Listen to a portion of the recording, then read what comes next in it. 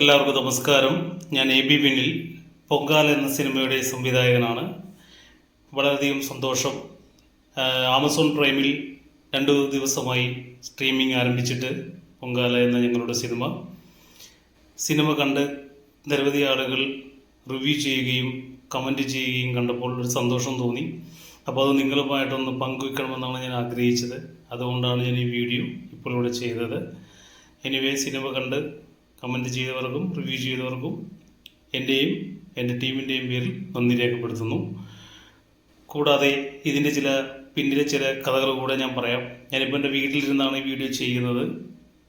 അപ്പോൾ വലിയ സെറ്റപ്പൊന്നുമില്ല, ഞാൻ എൻ്റെ മൊബൈലിൽ തന്നെ പറയുകയാണ്. അതായത് മറ്റൊന്നുമില്ല, ഈ സിനിമ ഏകദേശം 7-8 സ്കെഡ്യൂൾ എടുത്തിട്ടാണ് ഞാൻ തീർത്തത്. 8 സ്കെഡ്യൂൾ എന്ന് പറയുമ്പോൾ ഒരു 1 ഇയർ അങ്ങോട്ട് കഴിയും. ഇത്രയും കാലതാമസമെടുത്ത് ഷൂട്ട് ചെയ്ത് പൂർത്തീകരിച്ചൊരു സിനിമയാണ് പൊങ്കാല. ഷൂട്ടിനിടയ്ക്ക് തന്നെ ഒരുപാട് പ്രതിസന്ധികൾ ഫേസ് ചെയ്യേണ്ടി വന്നു. ഒരുപാട് പ്രതിസന്ധികൾ സാമ്പത്തികമായും. അതിനപ്പുറം ഞാൻ ഒരിക്കൽ പറഞ്ഞ പോലെ ഇതൊരു റിയൽ സ്റ്റോറിയാണ്. അത് മുനമ്പത്താണ് ഷൂട്ട് ചെയ്തത്. അവിടെ തന്നെ നടന്നൊരു സംഭവ കഥയാണ്. അതുകൊണ്ട് തന്നെ അവിടെ ഷൂട്ട് ചെയ്യുന്ന സമയത്ത് ഈ സംഭവം നടന്ന കഥയിൽ യഥാർത്ഥ കൊല്ലപ്പെട്ട ഇതൊരു കൊലപാതക കഥയാണ്. അതായത് 2005-ൽ അഭിലാഷ് എന്നൊരാൾ കൊല്ലപ്പെട്ട ഒരു കഥയാണ് ഇതിനെ ഇൻസ്പയർ ചെയ്തിരിക്കുന്നത്. ഞാൻ ഇൻസ്പയർ ചെയ്ത സ്റ്റോറി അതാണ്. അപ്പോൾ കൊല്ലപ്പെട്ട അദ്ദേഹത്തിൻ്റെ സഹോദരങ്ങൾ, സുഹൃത്തുക്കൾ, അതുപോലെ കൊല ചെയ്യപ്പെട്ടു എന്നാരോപിക്കുന്ന ആളുകളുടെ സുഹൃത്തുക്കൾ, ഒരു ഗ്യാങ് വൈകുന്നേരം വരികയും നിരന്തരം നമ്മളെ ശല്യം ചെയ്യുകയും ബലമായി പിടിച്ച് ഷൂട്ടിംഗ് നടക്കില്ല, ഇനി സിനിമ ചെയ്യണ്ട എന്ന ഒരു തീരുമാനത്തിലേക്ക് അവരെത്തിച്ചേരുകയും ഒരുപാട് പ്രാവശ്യം പല വിഷയങ്ങളുണ്ടാക്കി സിനിമയെ ഷൂട്ടിംഗ് തടസ്സപ്പെടുത്താൻ ശ്രമിച്ചു. മാനസികമായി നമ്മൾ വിഷമിപ്പിച്ചു. ഞാൻ നേരത്തെ പറഞ്ഞ സാമ്പത്തിക പ്രതിസന്ധികൾക്ക് പുറമെയാണ് ഈ പ്രതിസന്ധി. അത്തരം സിറ്റുവേഷനിലൂടെ കടന്നുപോയി 1 വർഷത്തോളം ഞാൻ കഷ്ടപ്പെട്ടു. കൂടെയുള്ളവരും കഷ്ടപ്പെട്ടിട്ടുണ്ട്. അങ്ങനെ ആ സിനിമ പൂർത്തീകരിച്ചു. തിയേറ്ററിലെത്തിക്കഴിഞ്ഞപ്പോൾ ഇനിയാണ് എനിക്ക് പറയുന്നത്, നെഗറ്റീവ് റിവ്യൂ പറയുന്ന ആളുകളുടെ അടുത്താണ് ഞാൻ ഇനി പറയുന്നത്. നെഗറ്റീവ് റിവ്യൂ പറയുന്ന നിങ്ങൾ ദൈവത്തെ ഓർത്ത് നിങ്ങൾ റിവ്യൂ പറയൂ. നിങ്ങൾ പരിഹസിക്കല്ലേ? എന്തിനാണ് ഇങ്ങനെ പരിഹസിക്കുന്നത്? അതിൽ അഭിനയിച്ച നായകൻ്റെയും നടിയുടെയും പേര് പറഞ്ഞ് അവരെ വ്യക്തിഹത്യ ചെയ്യുന്നത് ശരിയായ പ്രവണതയല്ല. മനസ്സിലാക്കേണ്ടത്, നിങ്ങൾക്ക് വിമർശിക്കാം, സിനിമയെ വിമർശിക്കാം, കലയെ വിമർശിക്കപ്പെടാം, അതിനൊക്കെയാണ്, കുഴപ്പമില്ല. ബട്ട് സിനിമയെ വിമർശനവും പരിഹാസവും തമ്മിൽ അന്തരം, അത് മനസ്സിലാക്കണം.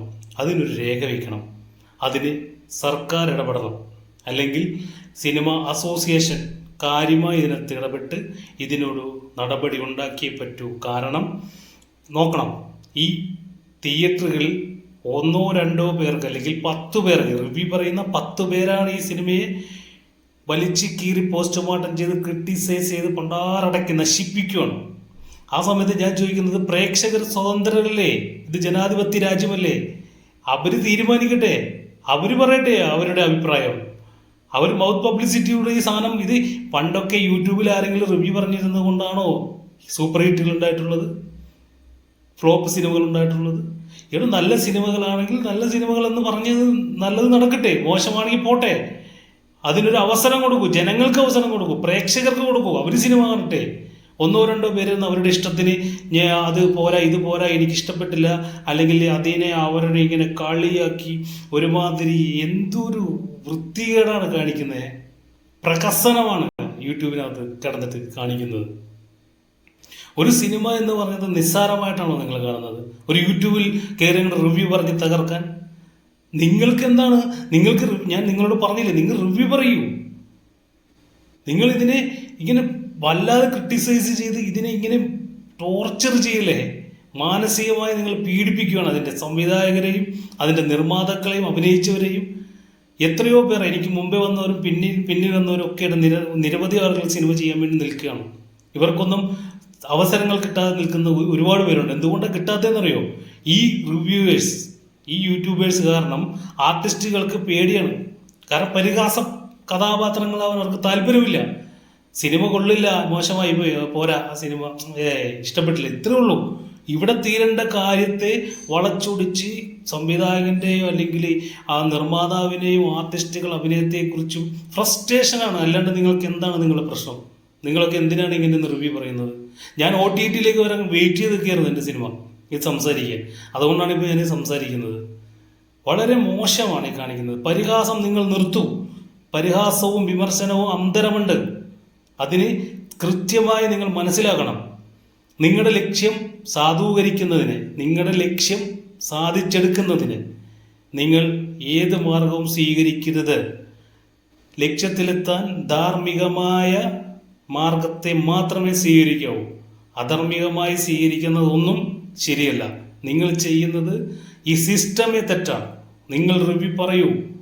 നിങ്ങൾ കാണുന്ന സിനിമയെ ഞാൻ നേരത്തെ പറഞ്ഞ പോലെ ഇന്ത്യൻ ജനാധിപത്യം അതിനനുവദിക്കുന്നുണ്ട് നിങ്ങൾ പറയൂ. പക്ഷേ സിനിമയെ നിങ്ങൾ ക്രിട്ടിസൈസ് ചെയ്ത് ഇതുപോലെ തേച്ചൊട്ടിക്കരുത്. കാരണം കോടികൾ ചെലവിട്ട് 150 പേർക്ക് തൊഴിൽ കൊടുത്ത് ഒരാളുടെ ജീവിതത്തിലെ മാസങ്ങളും വർഷങ്ങളും കളഞ്ഞുണ്ടാക്കുന്ന ഒരു സിനിമയെ ഒരാൾക്ക്, ഒരു വ്യക്തിക്ക് ഇഷ്ടപ്പെട്ടില്ല എന്ന് കരുതി ഇടുന്ന ഒരു റിവ്യൂ ബോംബിൽ തകർന്നു പോകുന്ന പാവപ്പെട്ട പ്രേക്ഷകർ നിങ്ങൾക്ക് ലൈക്ക് ഒടിച്ച് വ്യൂസും കണ്ട് നിങ്ങൾക്ക് വ്യൂസും കയറ്റി ഷെയറും ചെയ്ത് നിങ്ങൾക്ക് സബ്സ്ക്രൈബ് ചെയ്ത് അവർ മൂലം നിങ്ങൾക്ക് കിട്ടുന്ന ആ ഒരു ബെനിഫിറ്റിൽ, നിങ്ങൾ പ്രോഫിറ്റിൽ നിങ്ങൾ സുഖമായിട്ട് കള്ളു കുടിച്ച് തിന്ന് ജീവിക്കുമ്പോൾ ഇവിടെ നശിച്ചുകൊണ്ടിരിക്കുന്നത് ഒരു സിനിമ വ്യവസായമാണ്. ഈ സിനിമയാണ് ഇവിടുത്തെ സർക്കാർ എന്തുകൊണ്ട് ശ്രദ്ധിക്കുന്നില്ല എന്നുള്ളതാണ്. ബഹുമാനപ്പെട്ട മുഖ്യമന്ത്രി ഇതൊക്കെ മനസ്സിലാക്കണം. ഇതിനെ ഏതൊരു നടപടി ഉണ്ടാക്കണം. സർക്കാരിന് ഈ സിനിമ വ്യവസായം കൊണ്ട് നല്ലൊരു വരുമാനം 1 ഇയറിൽ കിട്ടുന്നുണ്ട്. കാരണം ഒരു വർഷം 100-140 സിനിമയാണ് ഇവിടെ റിലീസ് ചെയ്യുന്നതെങ്കിൽ ഒരു സിനിമയുടെ സ്റ്റാർട്ടിങ് മുതൽ OTT ബിസിനസ് വരെ അതിൻ്റെ എല്ലാവിധ വരുമാനവും അതിൻ്റെ പേരിൽ സർക്കാരിന് ലഭിക്കുന്നുണ്ട്. എന്നിട്ടും സർക്കാർ ഇതുപോലുള്ള റിവ്യൂവേഴ്സിനെ, സിനിമയെ നശിപ്പിക്കുന്ന റിവ്യൂവേഴ്സിനെ എന്തിനിങ്ങനെ വെച്ചുകൊണ്ടിരിക്കുന്നു? അവർക്കെതിരെ നടപടിയെടുക്കണം. ഞാൻ ഇപ്പോഴും പറയുന്നു, റിവ്യൂ നിർത്തണമെന്നല്ല. റിവ്യൂവർ അവരിരിക്കട്ടെ, പക്ഷേ അവർ പറയട്ടെ. പക്ഷേ ഇതുപോലെ മനുഷ്യനെ വ്യക്തിഹത്യ ചെയ്യുന്ന രീതി, അതിൽ നിന്നും ഒരു ലൈൻ, ഒരു രേഖ അത് സർക്കാർ അടിയന്തരമായി ചെയ്യണമെന്നാണ് എൻ്റെ അഭ്യർത്ഥന. കാരണം സിനിമാ വ്യവസായം, ഒരു നിർമ്മാതാവായിക്കോട്ടെ, സംവിധായകനായിക്കോട്ടെ, ഇപ്പോൾ തന്നെ ഈ സിനിമ പൊങ്കാല OTT-യിൽ വന്നു. നെഗറ്റീവ്സ് വരുന്നുണ്ട്. പക്ഷേ കുറച്ചു പേരെങ്കിലും കണ്ട് കൊള്ളാം, നന്നായിട്ടുണ്ട്, ഇഷ്ടപ്പെട്ടു, എൻഗേജിങ് ആണ് സിനിമ എന്നാണ് എല്ലാവരും പറയുന്നത്. അങ്ങനെയെങ്കിൽ ഒരു സിനിമ എൻഗേജ് ചെയ്ത് കണ്ടാൽ പോലെ ഇതൊരു കൊച്ചു പടമല്ലേ? ഇതൊരു സൂപ്പർ സ്റ്റാർ പടമാണോ? ശ്രീനാഥ് ബാസിയെ പോലെ ഒരാളെ വെച്ച് ഞാൻ ചെയ്തൊരു അറ്റംപ്റ്റാണ്. Full out ആക്ഷനാണ്. അങ്ങനെ ഒരു സിനിമയ്ക്ക് ഇതുപോലൊരു കഥയെ പറ്റൂ. ആ കഥയ്ക്ക് അത് ചെയ്യാൻ കഴിയൂ. ഇവിടെ എത്രയോ ആക്ഷൻ സിനിമകൾ ഉണ്ടായിട്ടുണ്ട്. എല്ലാത്തിനും ഇതേ പറ്റൂ. അപ്പോൾ ഇഷ്ടപ്പെടുന്ന ആളുകളുണ്ട്. അതിൻ്റെ തെളിവല്ലേ ഈ കാണുന്നത്. അപ്പോൾ അവർ കാണട്ടെ. പ്രേക്ഷകർ സ്വതന്ത്രരാണ്. ഞാൻ പറയുന്നു, നിങ്ങൾ അവർക്ക് വിടൂ. ദൈവത്തെ ഓർത്ത് ഗവൺമെൻറ്, സർക്കാർ, ഇവിടുത്തെ അസോസിയേഷൻസ് ഇടപെട്ട് ഇതിന് അടിയന്തരമായ നടപടി ഉണ്ടാക്കണം. സിനിമ നശിപ്പിച്ചുകൊണ്ടിരിക്കുകയാണ്. നിർമ്മാതാക്കൾ ആത്മഹത്യയുടെ വക്കീലാണ്. ഇവർ ഇതിനെ വിറ്റ് തിന്നുന്നവരാണ്. ഇവരെ പ്രേക്ഷകനായി, ഒരു ഒടിയനായി കണക്കാക്കരുത്, ഈ ഗണത്തിൽപ്പെടുത്തരുത്. കാരണം സിനിമയെ കീറിമുറിച്ച് റവന്യൂ വാങ്ങുന്നവൻ ഒരു കാരണവശാലും ഒരു പ്രേക്ഷകനല്ല. പ്രേക്ഷകൻ എന്ന് പറഞ്ഞാൽ അവൻ്റെ ഒപ്പീനിയൻ പറയാം. സിനിമ കണ്ട് എനിക്കിഷ്ടപ്പെട്ടില്ല, എൻ്റെ ജോണർ അല്ലെങ്കിൽ ഞാൻ പ്രതീക്ഷത്ര ഒരു ഹൈപ്പിനനുസരിച്ചുള്ള സിനിമയില്ല, ഇതൊക്കെ പറയാം. അല്ലാതെ ഒരു സിനിമയെ വ്യക്തിഹത്യ ചെയ്യാൻ, സിനിമയിലുള്ളവരെ വ്യക്തിഹത്യ ചെയ്യാൻ ഒരധികാരവും ആർക്കും കൊടുക്കരുത്. ഇത് തെറ്റാണ്.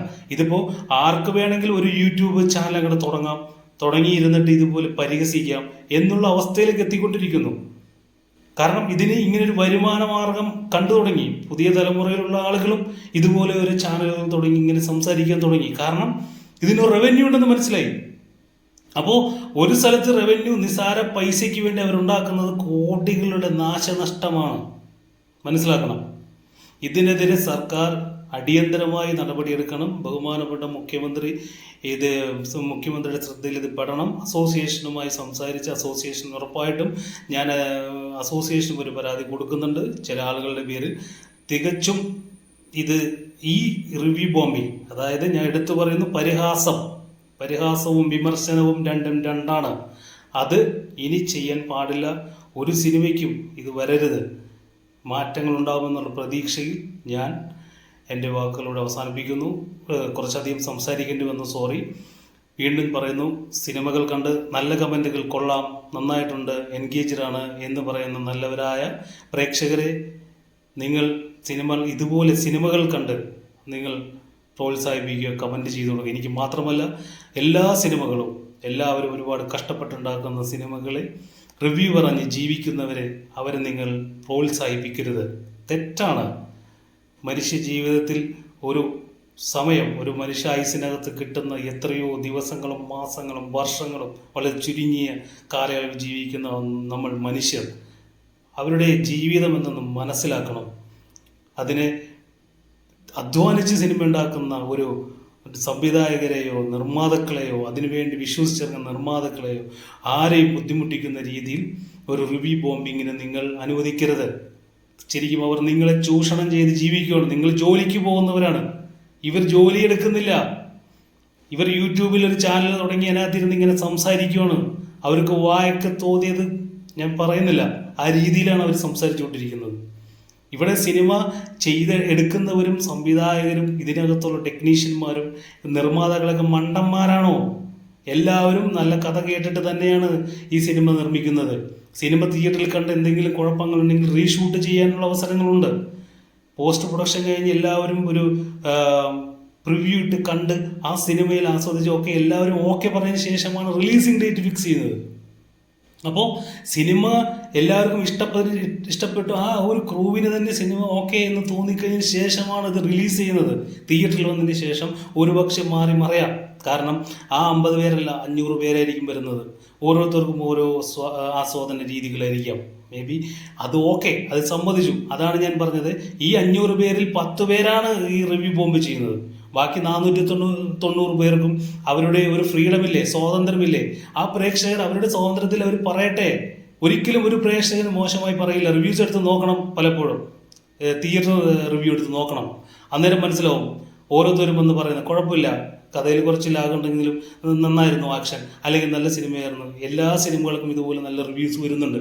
പക്ഷേ ആളുകളുടെ കോൺസെൻട്രേഷൻ, അറ്റൻഷൻ കിട്ടിയിരിക്കുന്നത് ഇതുപോലുള്ള ചില റിവ്യൂ ബോംബിങ് ചെയ്യുന്ന ആളുകളുടെ അടുത്താണ്. അത് പരിഹാസം ആളുകൾ ആസ്വദിക്കാൻ തുടങ്ങിയിരിക്കുന്നു.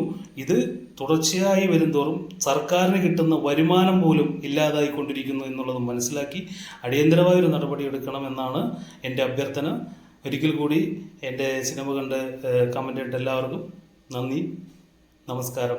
എൻ്റെയും എൻ്റെ ടീമിൻ്റെയും പേരിൽ ഞാൻ സമർപ്പിക്കുന്നു. Thank you.